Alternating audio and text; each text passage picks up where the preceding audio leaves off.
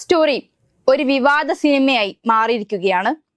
അതുകൊണ്ട് തന്നെയും രാജ്യം ഒന്നടങ്കം ചർച്ച ചെയ്യുന്ന ഒരു വിഷയമായും സിനിമ മാറി.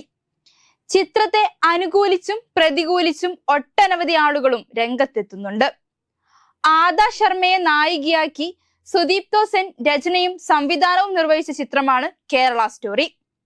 തുടക്കത്തിലെ തന്നെ ചിത്രം വലിയ വിവാദങ്ങൾക്ക് ഇടയാക്കിയിരുന്നു. 2023 മെയ് 5-നാണ് ചിത്രം തിയേറ്ററുകളിൽ എത്തിയത്. ഇപ്പോഴിതാ മുഖ്യമന്ത്രി പിണറായി വിജയൻ ചിത്രത്തെക്കുറിച്ച് പ്രതികരിച്ചിരിക്കുകയാണ്. കേരള സ്റ്റോറിയിലൂടെ മുസ്ലിങ്ങളെ മാത്രമാണ് സംഘപരിവാർ ലക്ഷ്യമിടുന്നതെന്ന് കരുതരുതെന്നും അവർ ലക്ഷ്യമിടുന്നത് എല്ലാ ന്യൂനപക്ഷ വിഭാഗങ്ങളെയാണെന്നുമാണ് മുഖ്യമന്ത്രി പറയുന്നത്.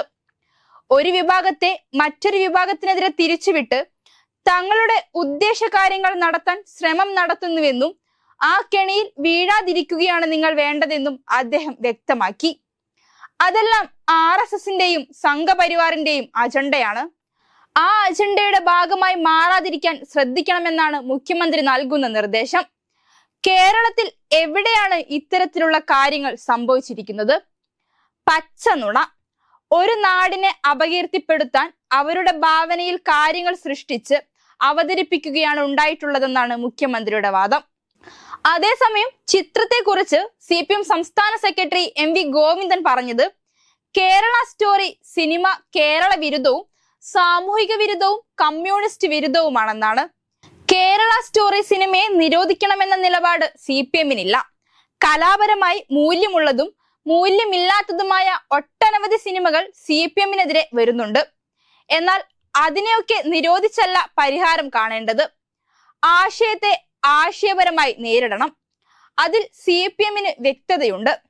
വിവാദപരമായ ഉള്ളടക്കമുള്ള സിനിമ ഔദ്യോഗിക തലത്തിൽ സംപ്രേഷണം ചെയ്തതിനെയാണ് എതിർത്തത്. അതിവിപുലമായ ആശയപ്രചാരണം നടത്തുന്ന പാർട്ടിയാണ് CPM. ഏതെങ്കിലും ആശയത്തെ നിരോധിക്കണമെന്ന നിലപാട് CPMനില്ല.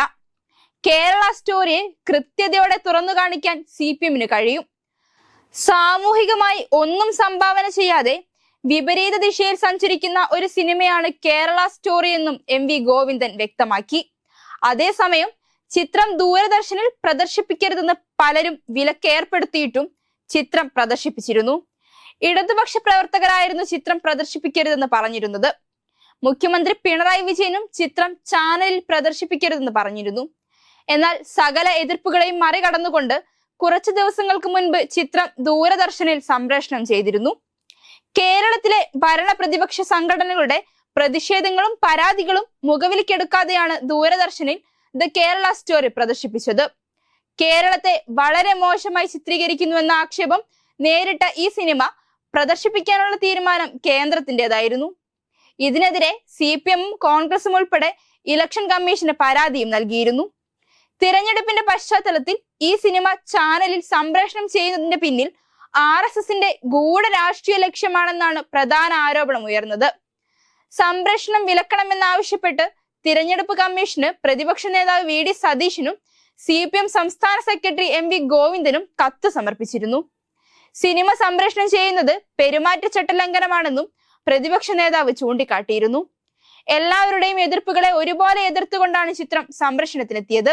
ഇടുക്കി രൂപതയും ചിത്രം സംപ്രേഷണം ചെയ്തിരുന്നു.